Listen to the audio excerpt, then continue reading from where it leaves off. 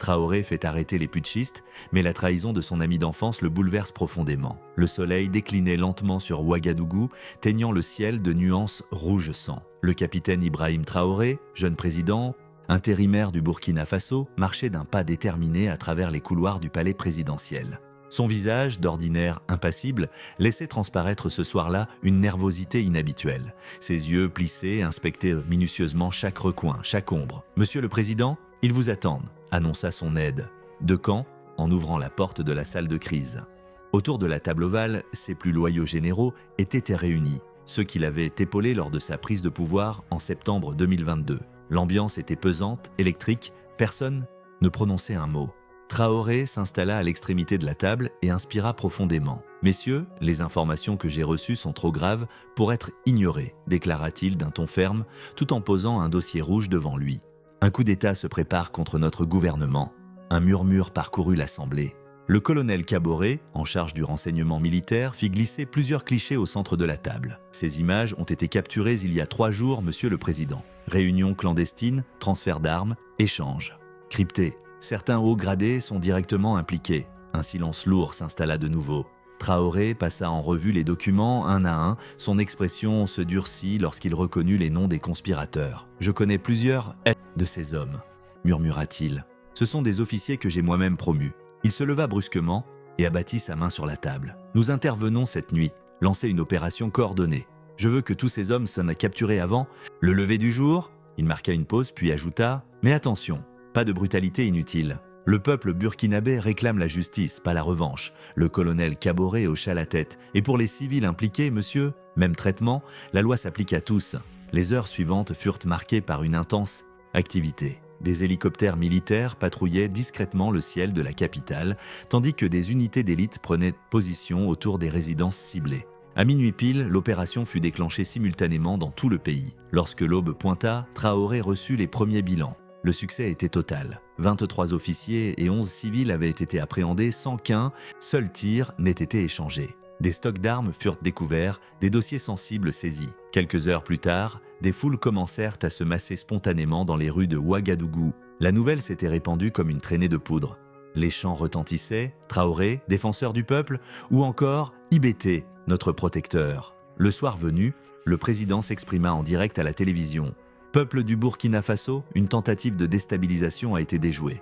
Je vous assure que tous les responsables seront traduits en justice. Aucun traître n'échappera à la loi. Après son allocution, Traoré regagna son bureau, exténué mais soulagé. Le colonel Kaboré l'y attendait, un nouveau rapport à la main. « Monsieur le Président, nous avons interrogé les principaux suspects. L'un d'eux a dit quelque chose d'étrange. Quoi donc ? Le général Draogo a affirmé « Vous n'avez pas encore découvert qui tire réellement les ficelles. » Puis il s'est tu. Un frisson parcourut l'échine de Traoré. Il avait le sentiment que quelque chose lui échappait encore. « Poursuivez les interrogatoires. Je veux connaître tous les responsables, » ordonna-t-il. Kaboré sembla hésitant. « Il y a autre chose, monsieur. Nous avons trouvé ceci dans la demeure du général Draogo. » Il tendit un document. Traoré le saisit. C'était une liste de noms. Il la parcourut rapidement, puis s'arrêta net. Son sang se glaça. La feuille glissa de ses mains et tomba au sol. Encadré en rouge, Souleymane Kaboré, son ami d'enfance, Ibrahim Traoré, fixait ce nom, comme s'il espérait que les lettres se réarrangent d'elles-mêmes pour en faire apparaître un autre. Mais non. Souleymane Kaboré, ces mots résonnèrent dans sa tête, réveillant une vague de souvenirs. « Monsieur le Président, vous connaissez cette personne ?» demanda prudemment le colonel, remarquant le trouble visible de Traoré. Celui-ci reprit contenance, dissimulant son émotion. Continuez les interrogatoires, colonel. Je dois réfléchir. Seul dans son bureau, il s'approcha de la fenêtre. Les lumières de Ouagadougou scintillaient au loin.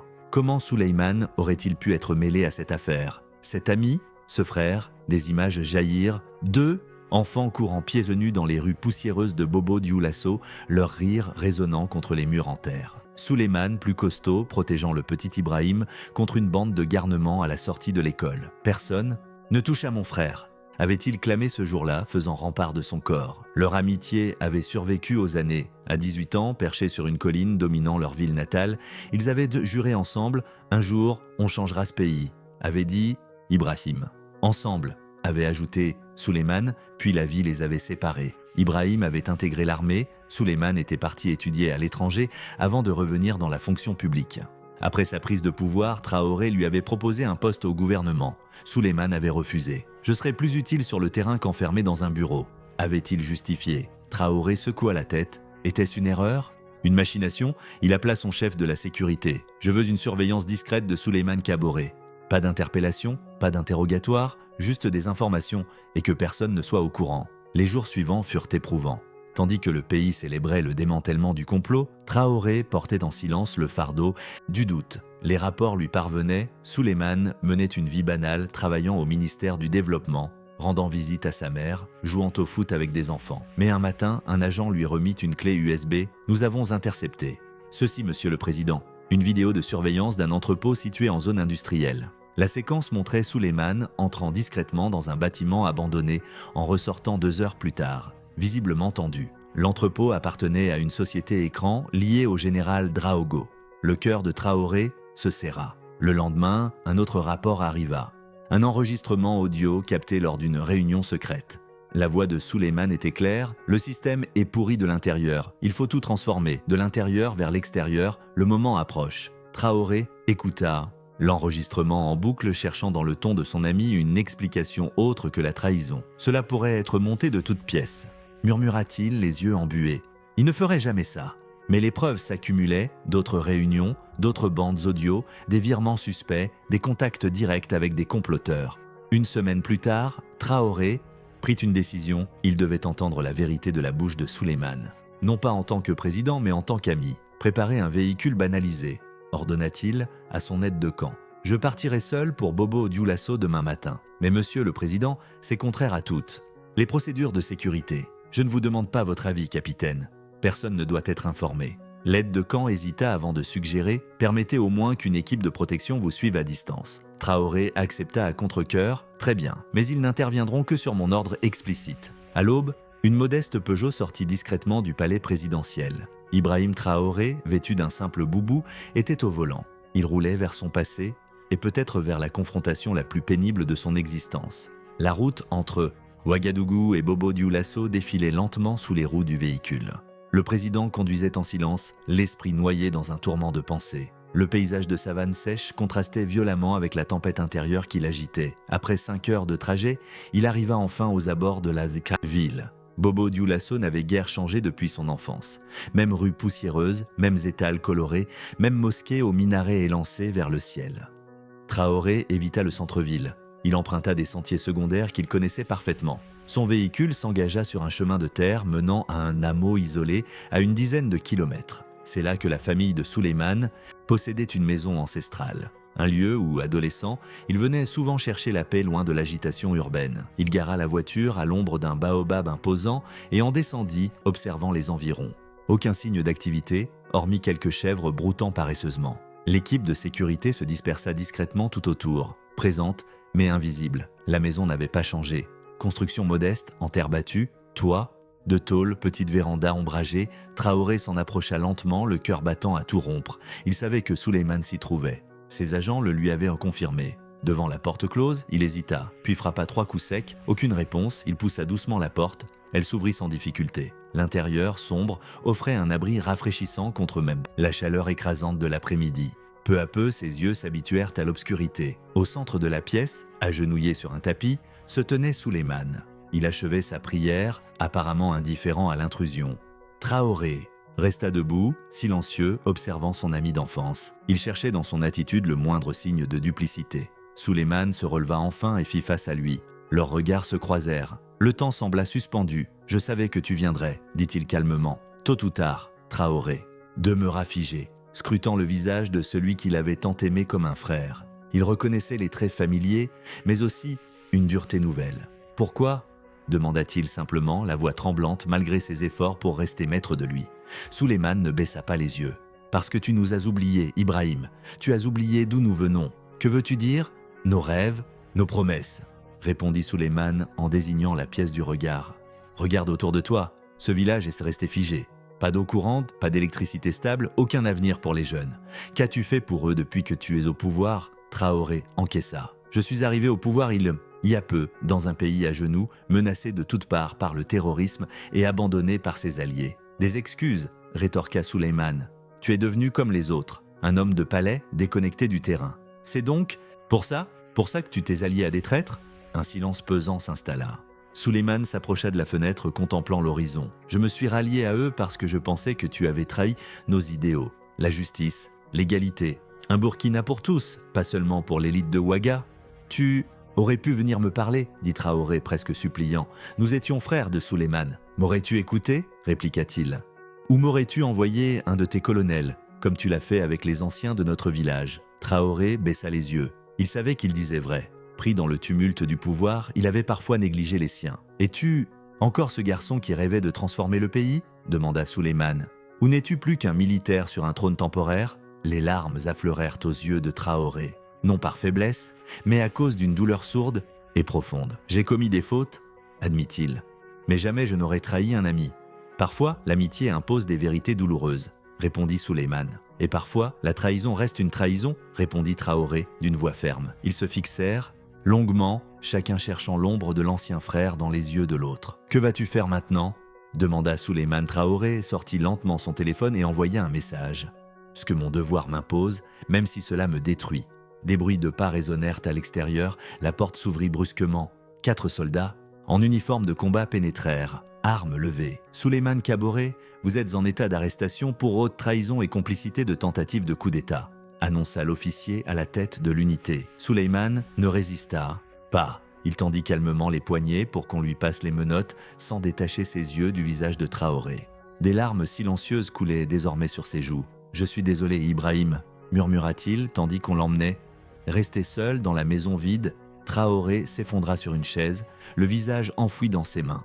Dehors, le soleil déclinait, inondant la savane d'une lumière dorée qui n'apportait plus aucune chaleur à son cœur. L'arrestation de Souleymane Kaboré fit l'effet d'un séisme à travers tout le Burkina Faso. Les médias nationaux comme internationaux s'emparèrent de l'affaire, titrant sur la trahison d'un frère ou l'ami devenu ennemi. Des photos de Traoré et Souleymane adolescents, de bras dessus, bras dessous, circulaient massivement sur les réseaux sociaux.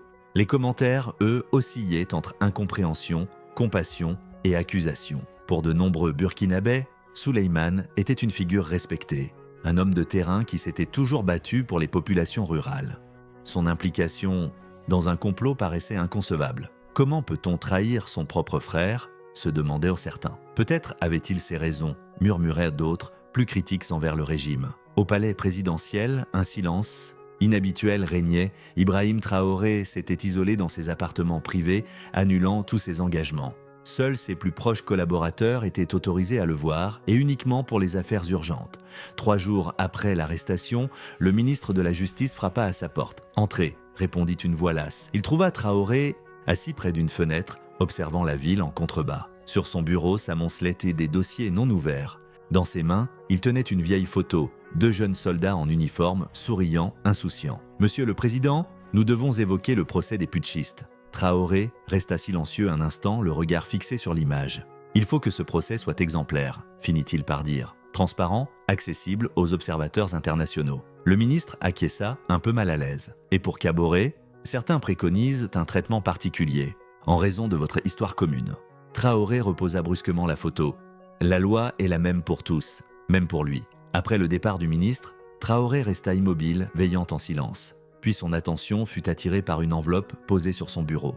El Tarek venait d'arriver le matin même. L'écriture tremblante sur le papier jaunâtre révélait la main d'une personne âgée. Il l'ouvrit délicatement. « Mon cher Ibrahim, je t'écris en tant que celle qui vous a vu grandir, toi et mon petit-fils.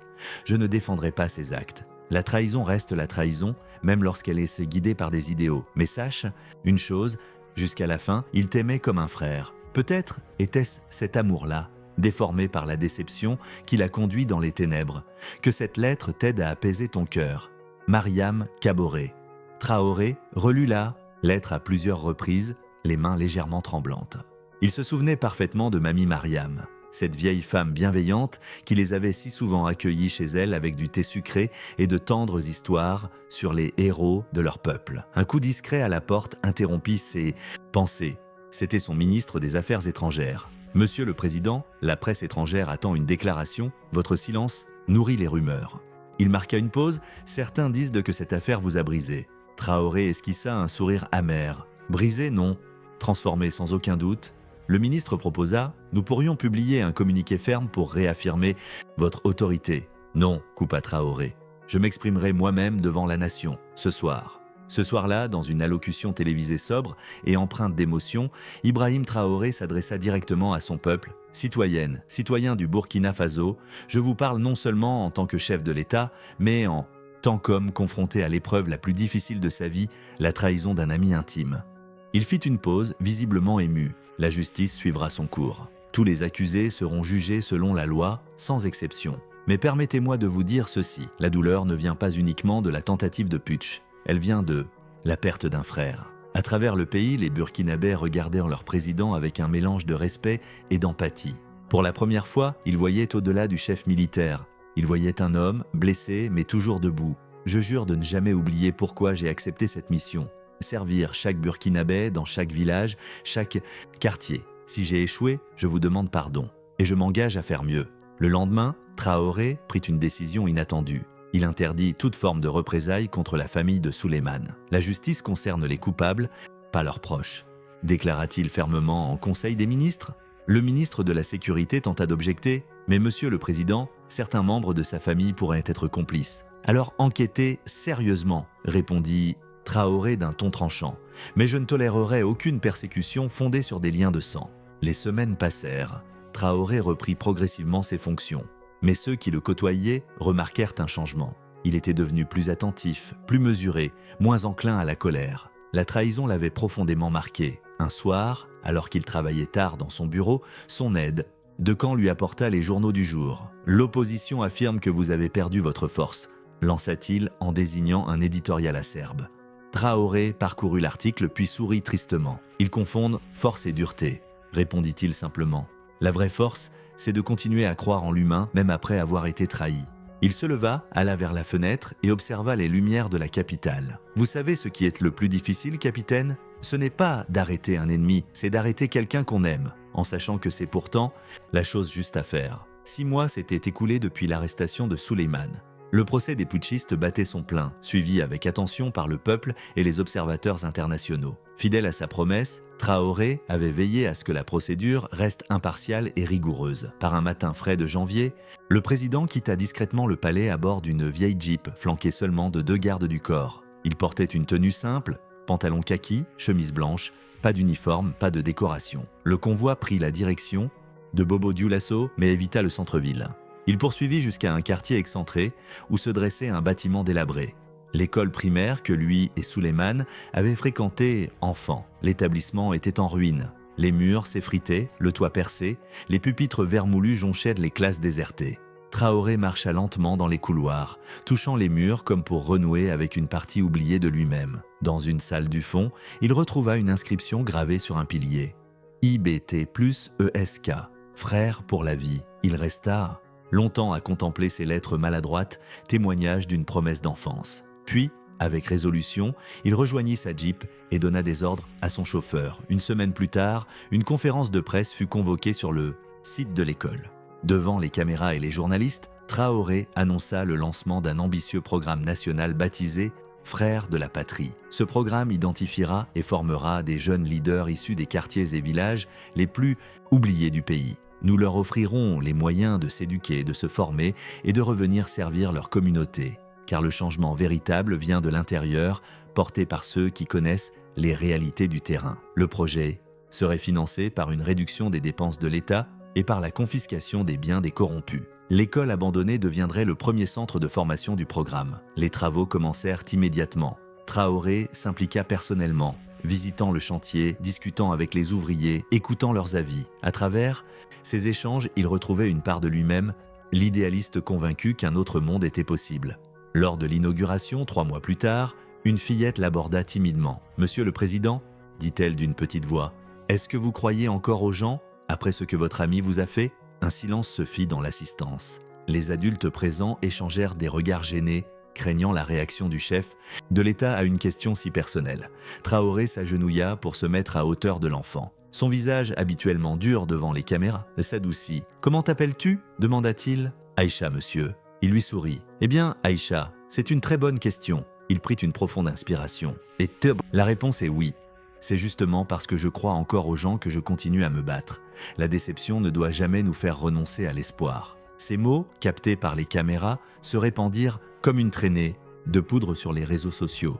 Beaucoup découvrirent alors une facette méconnue de leur président, sa capacité à transformer une douleur personnelle en force collective. Dans les semaines qui suivirent, le programme Frères de la Patrie s'étendit à d'autres régions. Des jeunes issus de milieux modestes reçurent mentorat, formation et accompagnement pour développer des projets au service de leur communauté. Un matin, alors qu'il travaillait dans son bureau, Traoré reçut une lettre venue de la prison Centrale. Elle était signée Souleymane Ibrahim. Les mots me manquent pour exprimer mes regrets. J'ai cru agir selon mes convictions, mais je comprends aujourd'hui que la loyauté aurait dû primer. J'ai pris ton silence pour de l'indifférence, ton pragmatisme pour de l'abandon. Trop tard, j'ai compris ce qu'était la véritable fidélité. Tu es resté droit, même quand cela t'a coûté. C'est une leçon que je ne pourrai jamais oublier. Quoi qu'il advienne, pardonne-moi mon frère. Souleymane Traoré lut la lettre impassible. Il ne répondit pas. Mais ce soir-là, il la rangea dans la poche intérieure de son uniforme, contre son cœur. Le temps passa. Le procès des putschistes s'acheva. Les sentences furent rendues. Justice fut faite, sans vengeance, mais sans faiblesse. Souleymane fut condamné à 10 ans de prison, une peine plus légère que celle des meneurs, mais sans faveur particulière. Un an après le coup avorté, Traoré choisit de commémorer l'événement d'une manière inattendue. Il fit ériger dans la capitale un monument discret. 3 piliers de granit noir symbolisant la vérité, la justice et la fraternité. Sur le socle, une simple inscription, une nation se construit sur la confiance, mais se renforce dans l'épreuve. Le jour de l'inauguration, une foule immense se rassembla. Aucun drapeau de parti, aucun slogan politique, juste un peuple uni dans le silence et la mémoire.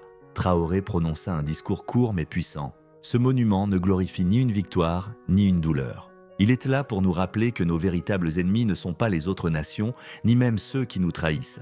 Nos véritables ennemis sont la méfiance, l'injustice et la division. La cérémonie touchait à sa fin lorsqu'un petit garçon s'approcha, tenant un bouquet de fleurs. Le président se pencha vers lui. « Comment t'appelles-tu, mon petit ?» L'enfant répondit d'une voix timide « Je m'appelle Souleymane, monsieur le président. » Un voile passa dans le regard de Traoré. Puis un sourire, mélancolique, mais sincère, illumina son visage. Il serra l'enfant dans ses bras, avec une émotion visible. Plus tard, alors que la nuit tombait sur Ouagadougou, Traoré demeura seul devant le monument.